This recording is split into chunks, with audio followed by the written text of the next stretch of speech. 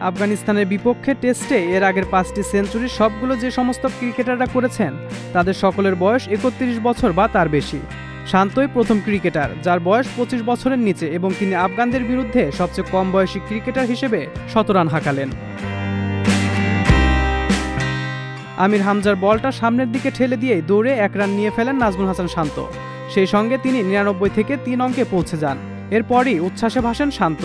দৌড় শেষ করে হেলমেট খুলে লম্বা লাফ দেন নাজমুল হোসেন শান্ত। তখন তার চোখে মুখে পরিতৃপ্তির হাসি। সেই সঙ্গে শান্ত গড়ে ফেলেন বড় নজিরও। টেস্টে এর আগে 2টি সেঞ্চুরি করেছিলেন শান্ত।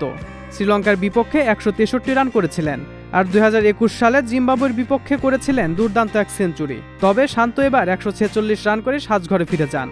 আমির হামজার বলে নাসির জামালের হাতে ক্যাচ দিয়ে সাজঘরে ফিরে যান নাজমুল হোসেন শান্ত। এখন শান্তর ইনিংসের হাত ধরেই বাংলাদেশও এগোচ্ছে বড় স্কোরের পথে। সজল খান, মহাজন আইটি।